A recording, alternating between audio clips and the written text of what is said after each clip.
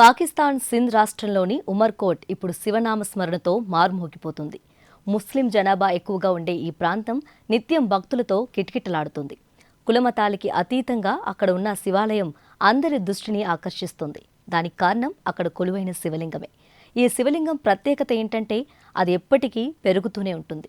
దేశ విభజనకి ముందు సింధ్ రాష్ట్రం భారత్లో ఉండేది. కానీ విభజన తర్వాత అది పాకిస్తాన్లో భాగమైపోయింది.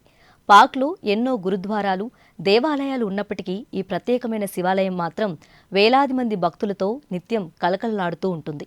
ఉమర్కోట్గా పిలిచే ఈ ప్రాంతాన్ని ఒకప్పుడు అమర్కోట అనేవారు. ముస్లిం పాలకుల కాలంలో ఉమర్కోట్గా ఇది మారింది. మొఘల్ పాలకుడు అక్బర్ అమర్కోట్లోనే జన్మించారు. పురాణాల ప్రకారం అప్పట్లో అక్కడ పెద్ద పెద్ద పచ్చిక మైదానాలు ఉండేవట. కొందరు పశువుల కాపరులు తమ పశువులను అక్కడకు మేతకు తీసుకొచ్చేవారట. కొన్ని ఆవులు అక్కడ ఉన్న ఒక ప్రదేశానికి వెళ్లి పాలిస్తూ ఉండేవి. ఒకరోజు పశువుల కాపరికి అనుమానం వచ్చి వెళ్లి చూడగా అక్కడ శివలింగం కనిపించింది. అతను వెంటనే ఊరి జనాలకు వెళ్లి చెప్పడంతో పూజలు చేయటం మొదలుపెట్టారు. దీంతో అక్కడ శివాలయం ఏర్పాటు చేశారు. ఈ శైవ క్షేత్రాన్ని ఓ ముస్లిం కట్టించటం విశేషం. ఇన్ని ప్రత్యేకతలు ఉన్నాయి కాబట్టే ఈ శివలింగం ప్రపంచంలోనే అత్యుత్తమైనదిగా పేరుగాంచింది. ప్రస్తుతం ఉమర్కోట్లో దాదాపు 80% మంది హిందువులున్నారు. దేశ విభజన సమయంలో వివిధ కారణాల వల్ల వీరంతా అక్కడే ఉండిపోయారు. పాకిస్తాన్లో వేలాది దేవాలయాలు ఉండేవి. అయితే కనీస సంరక్షణ లేక అవి శిథిలావస్థకు చేరుకున్నాయి. కానీ ఉమర్కోట్ మాత్రం నిత్యం భక్తులతో కలకలలాడుతూ ఉంటుంది. ఎందుకంటే అక్కడి శివలింగానికి ఓ స్పెషాలిటీ ఉంది.